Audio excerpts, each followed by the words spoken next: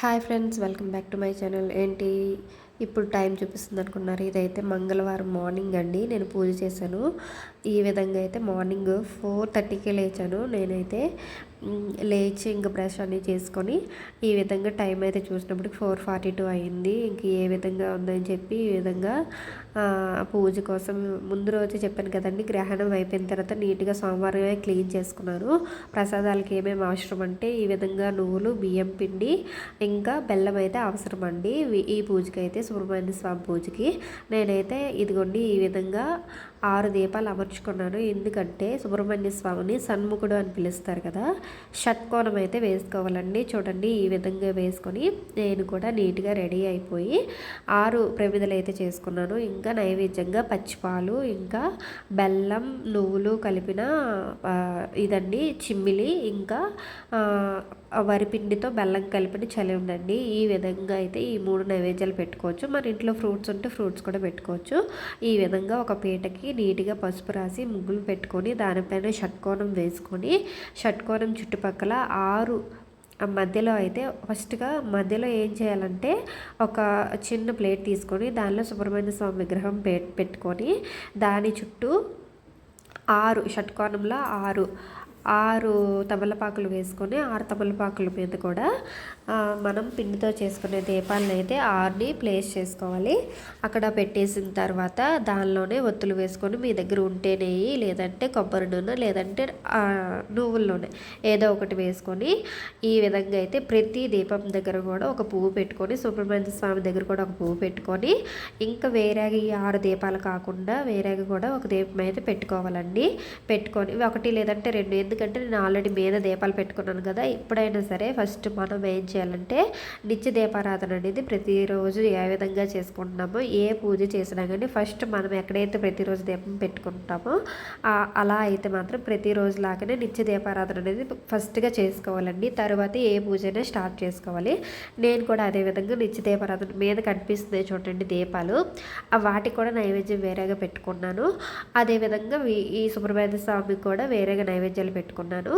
ఈ విధంగా చేసుకొని నేనైతే సుబ్రహ్మణ్య అష్టోత్తరం అయితే చదువుకొని సుబ్రహ్మణ్య స్వామికి దీపం దోపం నైవేద్యం అన్ని పంచాక్షర పూజ, షోడశోపచార పూజ చేసుకొని ఈ విధంగా అయితే పూజ 1/2 అవర్ తర్వాత కంప్లీట్ అయ్యింది. హారతి కూడా ఇచ్చేసానండి సుబ్రహ్మణ్య స్వామికి. ఇప్పుడు ఏమైందంటే మనం ఏం చేసుకోవాలంటే వేకువజామునే ఈ పూజ అయితే చేసుకోవాలండి. నేనైతే 4కి అయితే లేచాను. 4:30కి లేచి ఈ విధంగా 6 లోపే, అంటే ఎండ రాకూడదండి, ఎండ రాకముందు ఈ పూజ చేసుకోవాలి. ఈ విధంగా మార్నింగే లేచి సుబ్రహ్మణ్య స్వామి పూజ చేసుకున్నాను. మా సుబ్రహ్మణ్య స్వామి ఈ దీపం వెలుగులో ఎలా ఉన్నాడో మీరు కూడా చూసి దండం పెట్టుకొని ఎలా ఉందో చెప్పండి. నచ్చిందే నేను చేసే పూజ. ఇంకా ఏంటి పూజ నుండి లేవట్లేదని అనుకుంటున్నారా? నేనైతే ప్రతిరోజు మనం చేసే పూజ ఎప్పుడు మర్చిపోకూడదు కదండి. ఈ విధంగా ఈ పూజ కంప్లీట్ అయిన తర్వాత ఎప్పటిలాగానే లక్ష్మీదేవి అష్టకము ఇవన్నీ చదువుకుంటానండి. ప్రతిరోజు నిత్య పూజ ఎప్పుడు కూడా మర్చిపోకూడదు. అలా అని చెప్పేసి నేను కూడా ఏం చేశానంటే ఆ పూజ అయిపోయిన తర్వాత ఇంకా చాలా టైం ఉంది కదా అని చెప్పేసి మా బాబు స్కూల్కి ఇంకా 8 వరకు లేవడు కదా, ఇంకా 6 అయింది అని చెప్పి ఒక 1/2 అవర్ పూజ చేసుకొని నెమ్మదిగా దండం పెట్టుకొని వెళ్దాము, ప్రశాంతంగా ఉంటుందని చెప్పేసి ఇంకా పూజ కూడా కంప్లీట్ అయిపోయింది. ఇంకా తీసిన సామాన్లన్నీ అక్కడ పెట్టుకుంటున్నానండి. ఆ పూజ అంటే అన్నీ తీసేస్తాం కదా. ఈ విధంగా మళ్ళీ హారతి అయితే ఇచ్చుకున్నానండి. మీద కూడా చూడండి లక్ష్మీదేవి, వెంకటేశ్వర స్వామి అన్ని విగ్రహాలు పెట్టుకున్నాం కదా, వాటికి కూడా హారతి ఇచ్చేసి పూజ అయితే చేసేసాను. ఈ విధంగా దండం పెట్టుకున్నాను. ఇంకా లైట్స్ ఆపితే ఇలా ఉందండి. 6:20 అలాగైంది టైము. చూడండి ఈ పూజ కంప్లీట్ అయ్యేసరికి మా ఇంట్లో అయితే ఈ విధంగా వెలుగుతూ ఉంది దేవుడైతే. చూడండి బాగుందా? నేను చేసే పూజ ఎలా ఉందో చెప్పండి. సుబ్రహ్మణ్య స్వామి దయండి. ఇంకా చూడండి ఈ విధంగా 6:21 అయింది. నేనైతే డోర్స్ తీయకుండానే పూజ చేస్తాను, ఎందుకంటే ఎవరు ఉండరు కదండి. 4కి 4:30కి లెగిసి నాకు చాలా భయం అని చెప్పేసి ఇప్పుడైతే డోర్స్ ఓపెన్ చేస్తున్నాను. ఇంటి ముందు రోజు నైటే నేను ఈ విధంగా నీట్గా కడుక్కొని ముగ్గు అయితే పెట్టుకున్నాను. ఎంత నీట్గా కనిపిస్తుందో చూడండి. ఏమో నాకైతే ముగ్గులు రావండి. ఎప్పుడు చూడు ఇసురాకు ముగ్గు తప్ప నాకు ఇంకేం రాదు. ఇంక వెంటనే ఆ రోజు ఉపవాసం అయితే ఉండాలండి. ఉపవాసం అంటే మార్నింగ్ ఏమి తినకూడదు. నేనైతే టీ చేసుకుంటున్నాను. ఇంకో పక్క రసం పెట్టానండి. చూడండి ఆల్రెడీ సన్ వచ్చేసాడు. ఇంకా బ్రేక్ఫాస్ట్కి పెరుగు ఇడ్లీ చేద్దామని చెప్పి ఇడ్లీ కూడా పెట్టుకున్నానండి స్టవ్ మీద. ఇదిగోండి పెరుగు కూడా నీట్గా చిలికి పెట్టుకున్నాను. అరటికాయ కర్రీ చేద్దామని అరటికాయలు పక్కన పెట్టుకున్నాను. లోపు టీ రెడీ అయింది, తాగేసి ఇంకా చారు కూడా మరిగితే ఇంకా చారు తాలింపు పెట్టుకున్నాను. అరటికాయలు కట్ చేసి పెట్టుకొని మజ్జిగ కూడా పోపు పెట్టుకున్నానండి పెరుగు ఇడ్లీ కోసం అని చెప్పేసి. ఈ విధంగా ఏం చేస్తున్నానంటే అరటికాయ ఫ్రై కోసం వెల్లుల్లి ఒలిచి పెట్టుకున్నాను.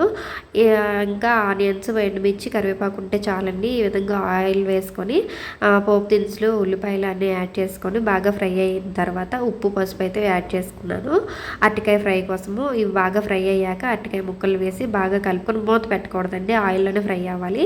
ఇంకో వైపు ఏంటంటే బఠానీలని కూడా ఉడికించి పెట్టుకున్నాను కదా చూడండి. ఈ విధంగా అవి డ్రైన్ చేసేసి వాటికి ఒక మసాలా అయితే తయారు చేసుకోవాలండి. దీనికోసం ఏం చేయాలంటే ఆనియన్స్ కొన్ని కట్ చేయాలి, కొన్ని ఈ విధంగా మిక్సీలో వేసుకొని వెల్లుల్లి, అల్లం, ఇంకా ధనియాలు కూడా యాడ్ చేసుకోవాలి. ఇది ఏంటంటే పచ్చి మసాలా అండి తయారు చేస్తున్నాం మనము. అవి నైట్ నానబెట్టుకొని ఉదయమే ఉడకపెట్టుకొని పెట్టుకున్నాను పచ్చ బఠానీలండి. ఇంకా కొంచెం జీరా కూడా యాడ్ చేసుకున్నాను, అందులోనే యాడ్ చేసుకుని కొంచెం ఆవాలను కూడా యాడ్ చేసుకుని బాగా మిక్సీ పట్టుకోవాలి. ఈ విధంగా కుక్కర్లో కొంచెం ఆయిల్ వేసుకొని ఇంకా మనం కట్ చేసి పెట్టుకున్నాం కదండి చిన్న ముక్కలుగా ఆ ఉల్లిపాయలు, పచ్చిమిర్చి, కరివేపాకు యాడ్ చేసుకుని బాగా ఫ్రై అయ్యాక మనం మిక్సీ చేసి పెట్టుకున్న ముద్దను కూడా యాడ్ చేసుకుని ఉప్పు, పసుపు యాడ్ చేసుకుని బాగా ఫ్రై అవ్వనివ్వాలి. చూడండి ఈ విధంగా ఆయిల్ తేలే వరకు ఫ్రై అవ్వనివ్వాలి. ఈలోపు అయితే మన కర్రీ కూడా రెడీ అయిపోయింది, అరటికాయ ఫ్రై కూడా అయిపోయింది. ఈ విధంగా దగ్గరగా ముద్దలాగా అయ్యేటప్పుడు ఏం చేయాలంటే మనం ముందుగానే ఉడకపెట్టి పెట్టుకున్న పచ్చ బఠానీలు అయితే యాడ్ చేసుకోవాలి. ఇది ఓల్డ్ స్టైల్ అండి కర్రీ. చాలా రోజుల తర్వాత ఎందుకు సడన్గా గుర్తొచ్చింది, చేయాలనిపించింది అని చెప్పి చేశాను. వీటిని అయితే బాగా ఆ మసాలాతో కలుపుకొని కొంచెం కారం కూడా యాడ్ చేసుకోవాలి. ఇంకా కారం కూడా యాడ్ చేసిన తర్వాత వాటిని బాగా కలుపుకోవాలండి కారంతో పాటుగా కూడా. చూడండి చూసిన నోరు ఊరిపోతుంది ఇప్పుడు నేను వాయిస్ ఓవర్ చెప్తుంటే.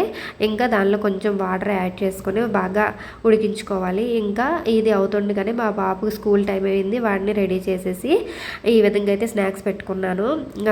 ఇదిగోండి వేడి నీళ్ళు అయితే మరిగించాను కదా. ఈ వీడియో నచ్చితే లైక్ చేసి సబ్స్క్రైబ్ చేసుకోండి. Thank you.